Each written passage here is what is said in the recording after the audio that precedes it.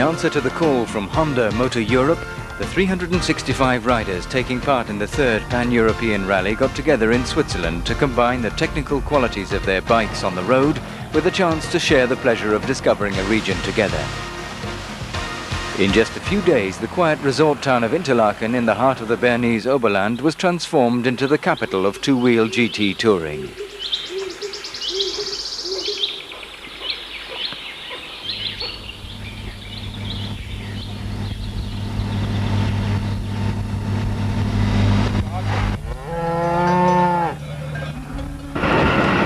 Naturally, there was no way the scale of an event like the Pan-European Rally could escape the local newspapers, who devoted a good deal of coverage in their columns to this Swiss tour.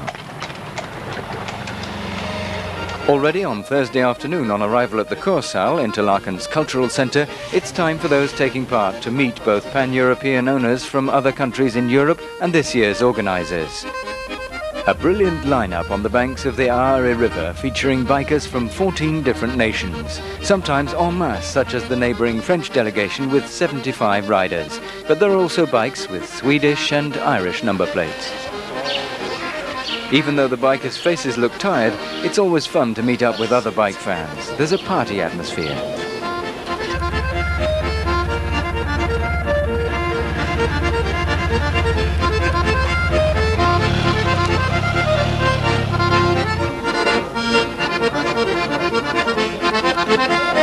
Everyone's busy chatting in the reception hall as the road books and official gear for the Swiss Tour 92 are handed out.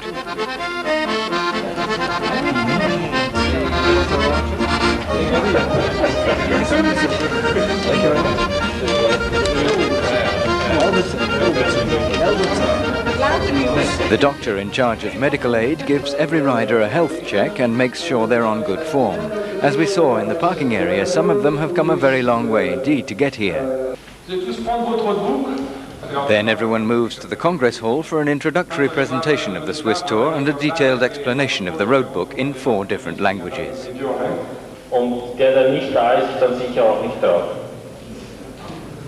Sie können nicht Ballon fahren.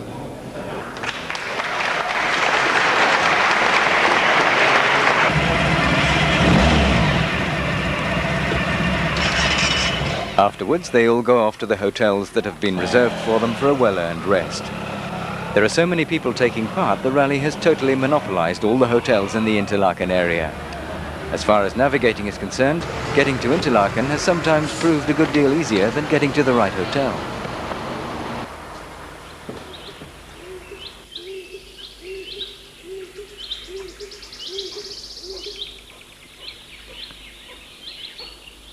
The night has worked wonders. In the morning, the Swiss Tour proper really gets going and everyone puts the Pan-European Rally stickers on their bikes.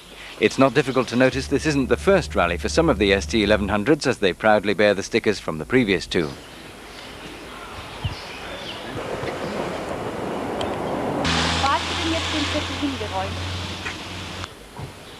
Good.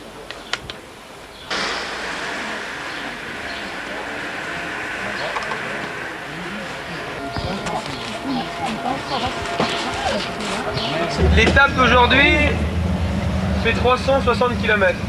Évidemment, nous avons 6 cols, ça vous le savez tous.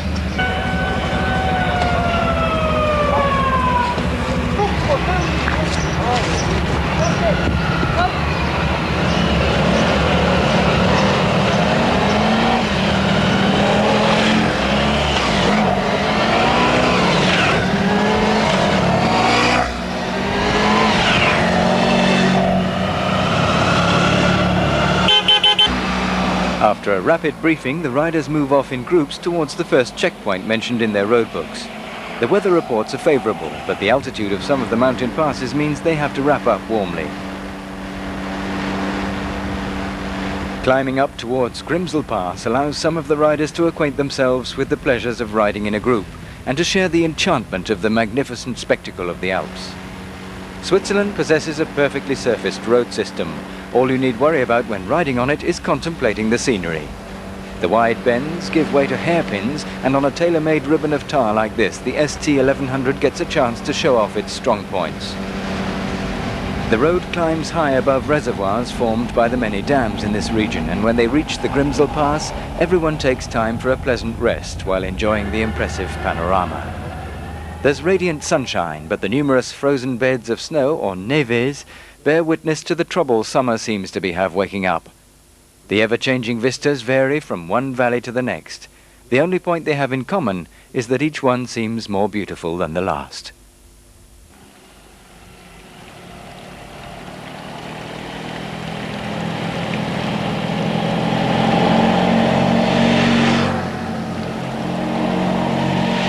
After frozen lakes at high altitude and the desert of rocks boxing them in, it's back down to the lush alpine meadows. The road winds through a carpet of greenery, and the turquoise reflections of ice pinnacles on the glaciers give way to the infinitely varying colors of alpine flora. The rhythm chosen by the organizers gives ample time for people to take full advantage of the landscape. Frequent pauses are organized so the participants can enjoy the sun on the terrace of a cafe, and riders can admire the backdrop without any risk of a driving error.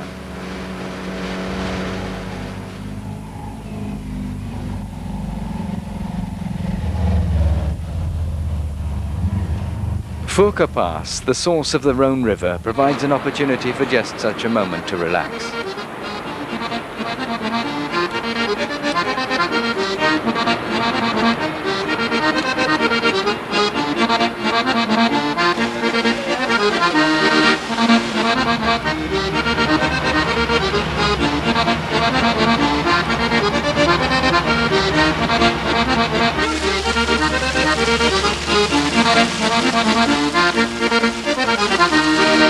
Then it was thumbs down to the St. Gotthard tunnel in favor of the pass above it. It's far too beautiful to miss. The Pan-European rally now finds itself deep in what really makes Switzerland tick, far from the temples of banking and the pharmaceutical industry, where riders discover the local economy, made up principally of farming the land and raising sheep and cattle.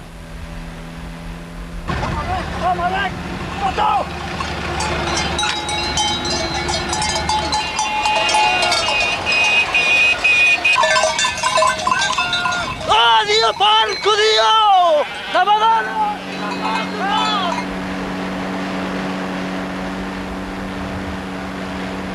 The St. Gotthard Pass is also the border between two cantons with very distinct languages and cultures. Just like turning the pages of a book, the villages the rally now goes through are quite different.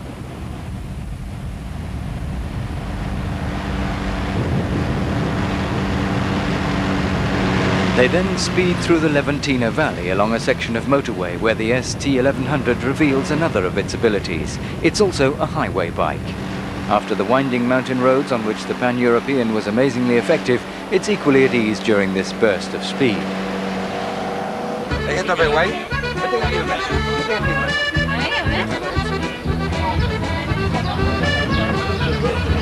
The surrounding is too nice, so we have to frequently stop. Too much stop. Okay. The men who designed this bike can congratulate themselves they made the right decisions. The ST1100 is a great success and proves it out on the road.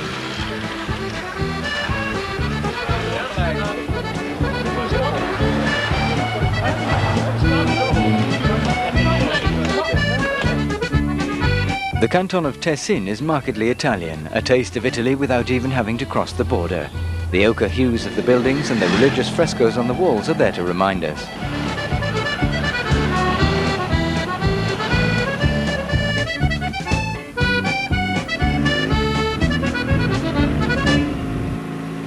The road book is packed with interesting information, and it points out the unusual sights worth seeing.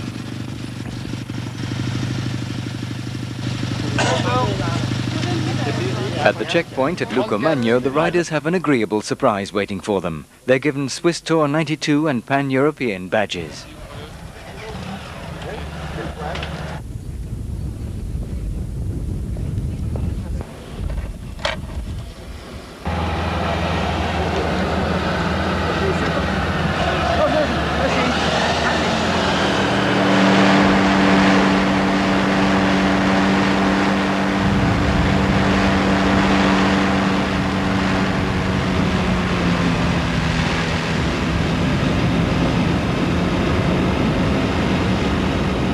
Coming down into the village of Dicentis takes the rally through forestry plantations, which are one of the principal resources of these valleys in the heart of Switzerland.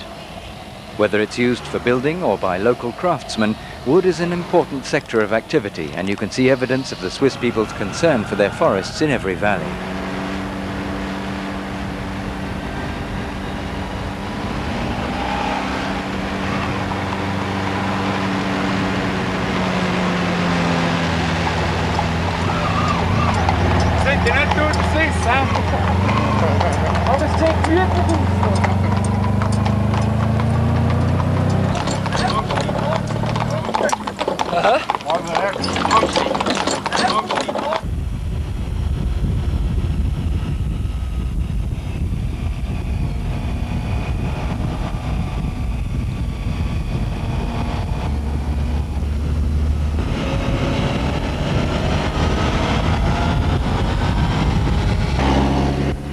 After the village of Andermatt, the road offers breathtaking views of the valley below. The Devil's Bridge, for example, which spans the waterfall of the River Reuss and whose name is derived from a legend that says that those who built it had to sell their souls to the devil in order to finish it.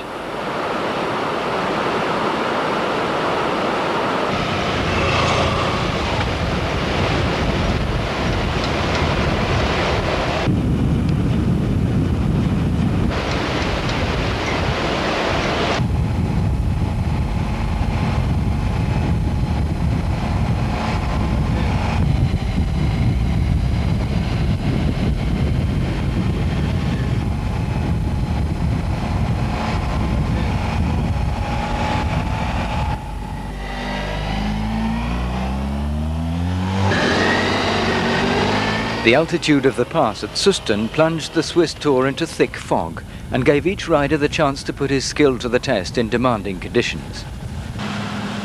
There's a rumour going round the main body of riders that the organisers are in cahoots with the weather just to make things difficult, but it's a well-known fact that the difficult moments are often the ones which remain fixed in the memory in order to point the way to more fortunate episodes.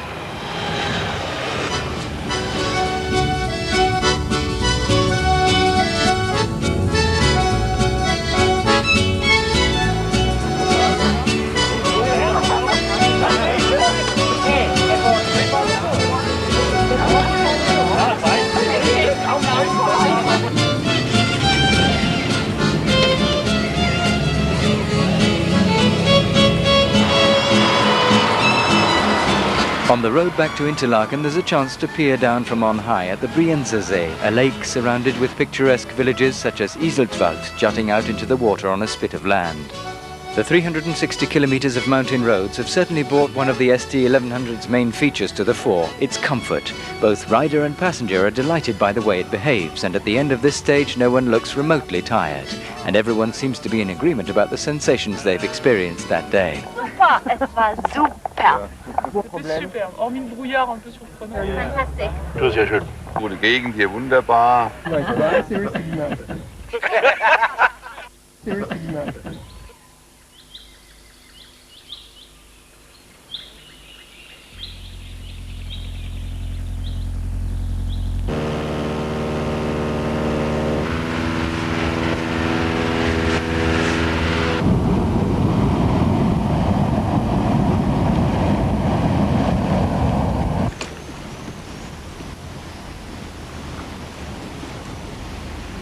The next day there was a short trip up to Grindelwald, one of the main Swiss ski resorts, which in the summer is the starting point for all kinds of excursions. The participants have a day off to relax, and Honda Switzerland had another surprise up its sleeve. A Montgolfier in the colours of the firm flew over the Pan-European Rally parking area.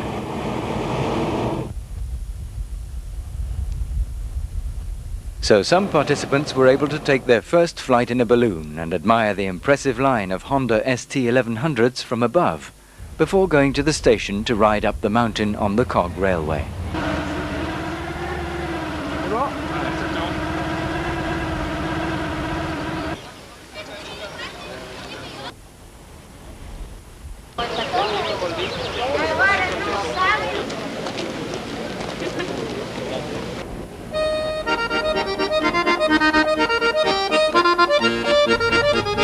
Climbing up the slopes of the Eiger is strikingly beautiful as the train leaves the alpine meadows to enter a kingdom of ice. Time for a chat as the little train goes up and up.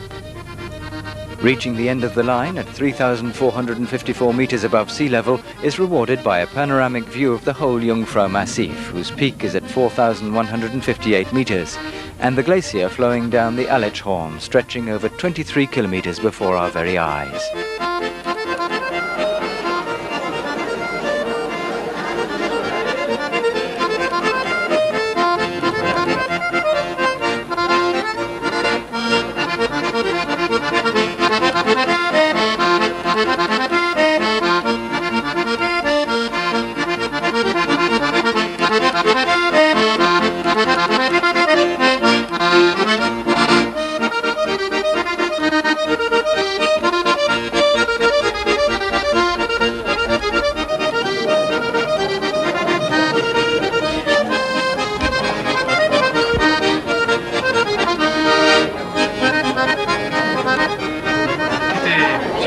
Prochaine fois, vous venez en moto.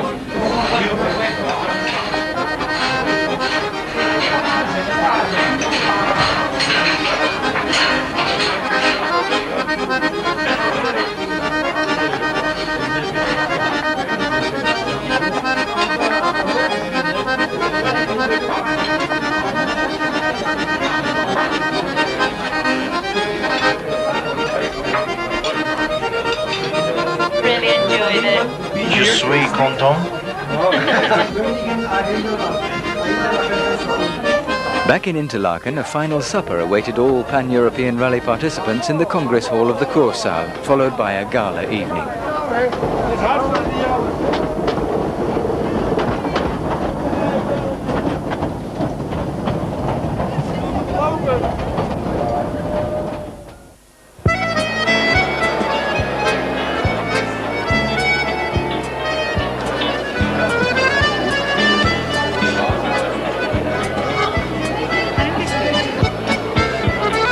Everyone had the opportunity to taste a good number of typical Swiss specialities and to applaud the jokes made by the management of Honda Motor Europe, who had no hesitation in joining in the show to amuse all those present and maintain the good atmosphere.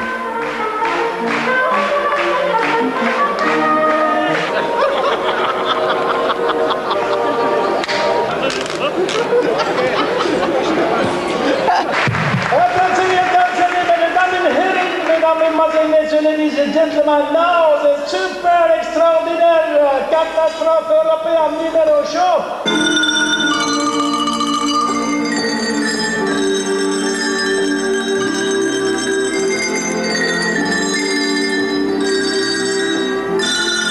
Peut-être c'est un petit peu gros, mais avec les oreilles ça va tenir.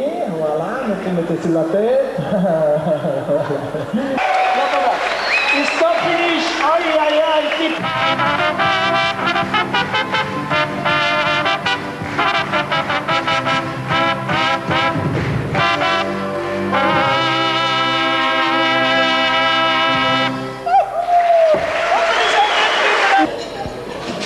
So please enjoy the rest schedule and have a safety and... Mr. Moritsumi, the chairman of Honda Motor Europe, thanked the bikers for taking part in the Swiss tour and said how delighted he was to be there with them, before stepping aside to let the dancing begin, which many kept up until way into the night.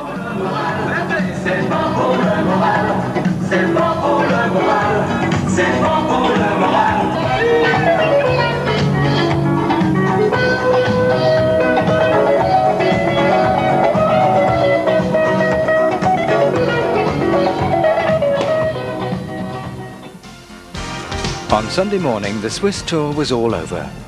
All those taking part said goodbye with a note of hope in their voices that they'd see each other again on another Pan-European rally next year.